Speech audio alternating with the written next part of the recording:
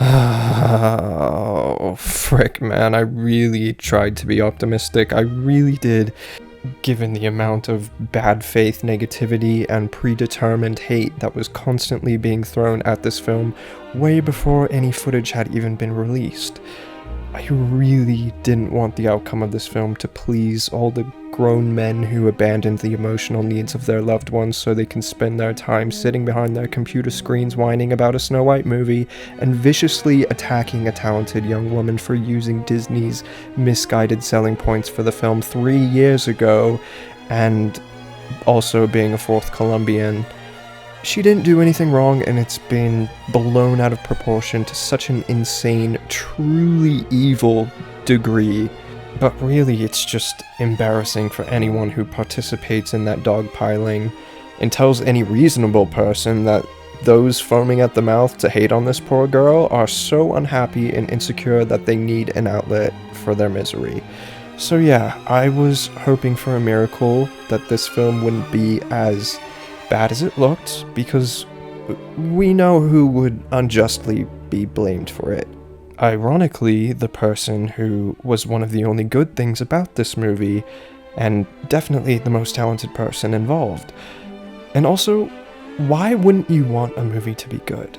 Even if a film's concept inherently has the odds stacked against it, I still am rooting for it to be good. Especially if Disney is going to continue with these live actions, we can at least hope they make them quality films like Cinderella, which was truly wonderful to experience. So yeah, I was trying to be optimistic, but I'm also always honest and pride myself on constructive and fair criticism, and this film was bad, even worse than I thought, and I was thinking it was going to have some major problems, but could possibly in the end be charming, entertaining, fun, etc. Yeah, let's start off with the positives. Rachel Zegler, she's fantastic. Despite the horrible costume, makeup, and hair department, she just lights up the screen. She truly is a star, and while I don't love the direction that Mark Webb gave her for approaching the character, and I think she should have leaned a bit more into classical Snow White territory so she doesn't just come off as generic Disney princess. Like, she should have been directed to be more soft-spoken, and her songs definitely should have been more soprano. And if you're familiar with Rachel's performance in West Side Story or any of the videos where she sings classic musical theater songs, you know she'd do an incredible job at emulating the original Snow White. But alas, she was told to be a bit more generic princess because I guess being soft-spoken and gentle and sweet is somehow bad, and contemporary audiences can only digest a perky princess. So, with what she was told to do, she delivered, and there's still some of the original Snow White's grace present in her demeanor. So, Rachel Zegler was hands down the best aspect of this film, and they didn't even utilize her correctly. The second best thing, I liked the production design of the dwarfs' cottage. It was very whimsical and cozy and charming. Some of the production design of the castle was also pretty decent. I actually liked the Whistle While You Work sequence. It was fun and captured more of the essence the film should have had. The balance of classical and contemporary was nice in that scene, but the dwarfs looked like shit, so, you know, we'll get to that later. I also thought the creepy forest scene was a pretty cool update on the original sequence, but the fact that the forest was literally magic in this one, and it wasn't just inside Snow White's head, just felt so sloppy and random and disjointed and pointless, which is how this whole film feels, but I won't get ahead of myself. What else did I like? Okay, I do like the song Waiting on a Wish on its own. It's just not a Snow White song. It could be tweaked to be one, but it just isn't. And if you're gonna make Snow White belt, make her do it in like a fantasy sequence that occurs in her imagination to show that her inner world doesn't match her exterior or something. All the other original songs, I think, are bad and unnecessary and forgettable, and I guess this is where my positivity comes to an end.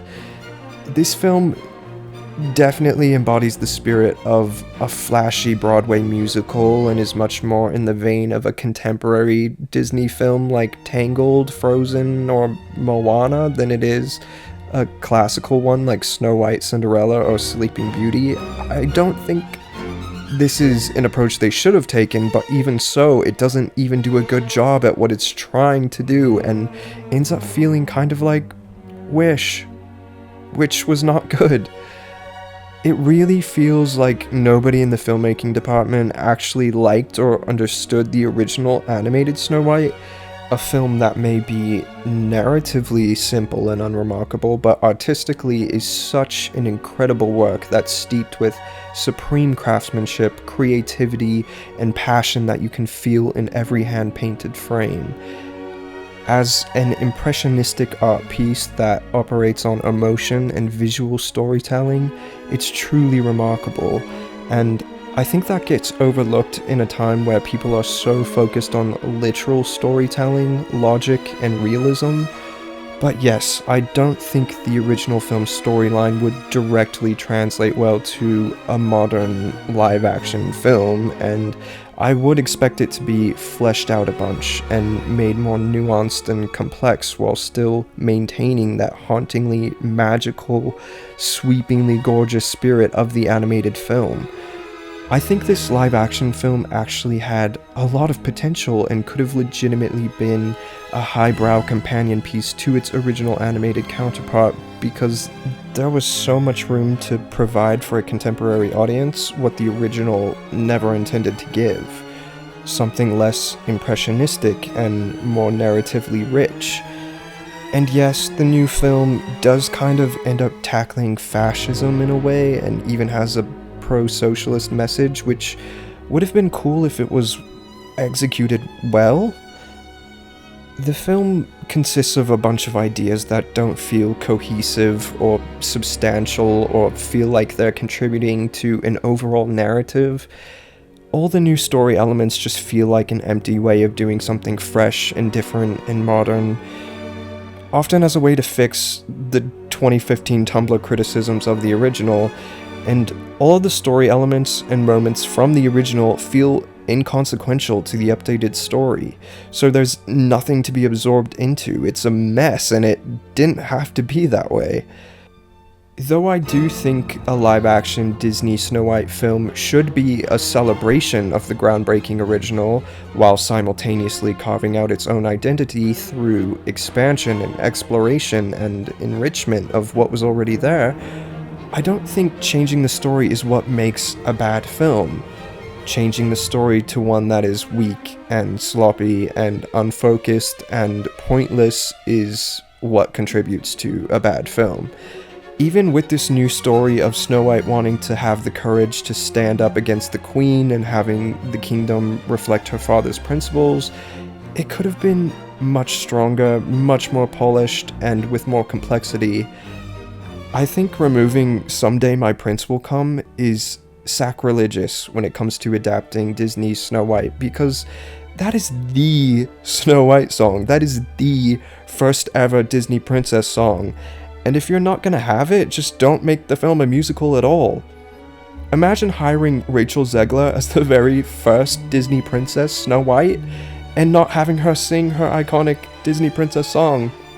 But I also think that removing I'm Wishing, One Song, and With a Smile and a Song is also sacrilegious, especially when the film instead is packed with a bunch of really bad, unnecessary, forgettable, overly contemporary new music, and especially when the marketing campaign has alluded to this being a celebration of the original animation more so than any other Disney live action, and has even included footage from the original in TV spots and marketing materials to indicate this is bringing to life its legacy, when it's just not.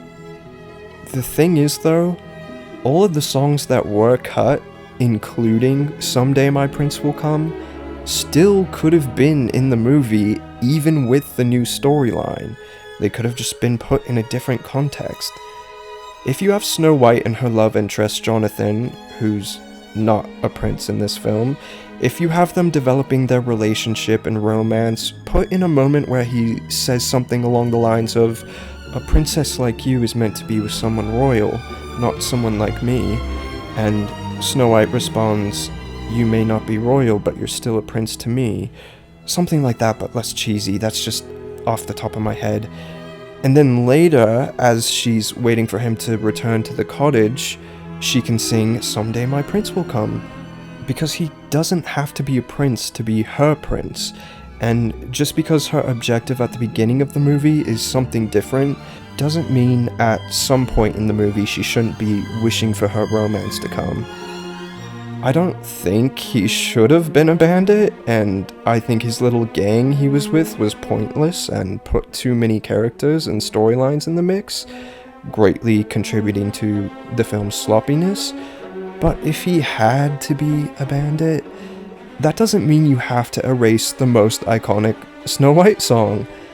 And I'm sorry, the Hand Meets a Hand song where they're falling in love is so Disney Channel original movie. It could have easily been one song from the animated film, which is one of the most beautifully romantic, sweeping songs of yearning in Disney's entire catalog.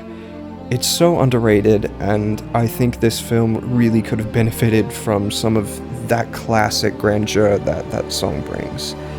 Because that breathtaking, hauntingly magical quality that the original film has is completely gone here. That elevated, elegant, painterly artistry is something that director Mark Webb never seemed to pick up on, because his film is quite gaudy and juvenile, and it's clear he's aiming to make a movie for kids rather than a piece of art that all ages can digest and enjoy. The garish color palette doesn't help. While the original Snow White used a very earthy, sophisticated palette, this new film uses overly saturated, bright primary colors that feel so cheap, mostly because the dress Snow White wears throughout the film is so unpleasant to look at and looks like a Spirit Halloween costume, and the costume design as a whole, woof.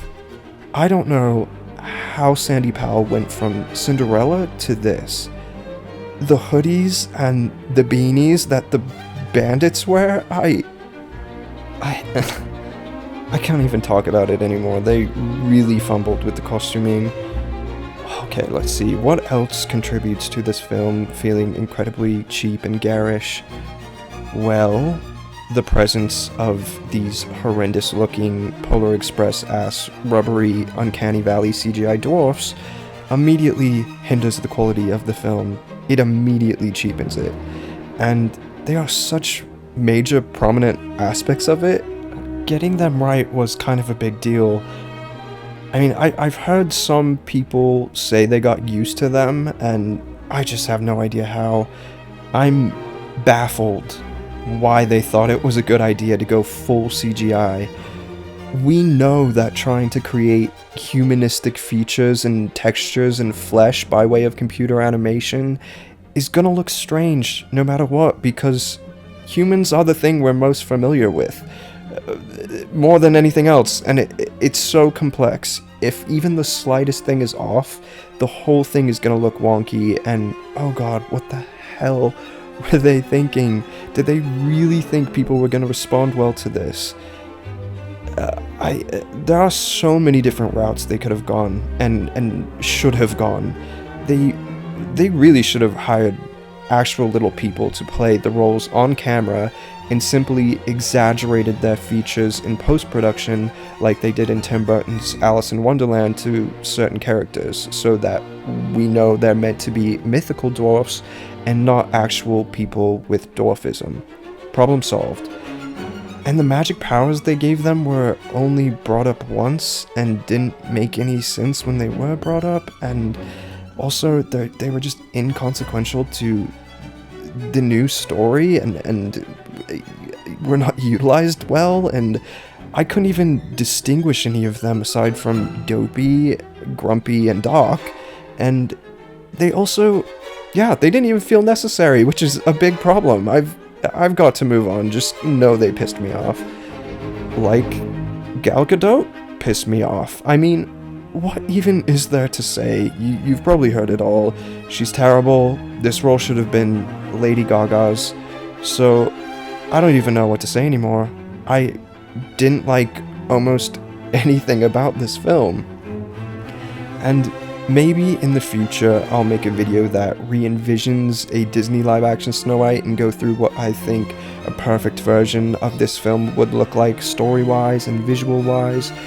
But I did that with both The Little Mermaid and Mulan, and not enough people watched those videos, so I don't know if I want to spend all that time doing that for it to go unseen. But yeah, I'm exhausted talking about this film. Rachel Zegler, get behind me. You are innocent, and everybody who has something bad to say about her is an absolute imbecile. And I hate that they're trying to pin the failure of this movie on her when she is the best thing about it and the most talented person working on it. So, I don't know. I'm feeling delusional right now. I am so tired. I don't know if you can tell. Feeling very loopy, and I don't want to talk about it.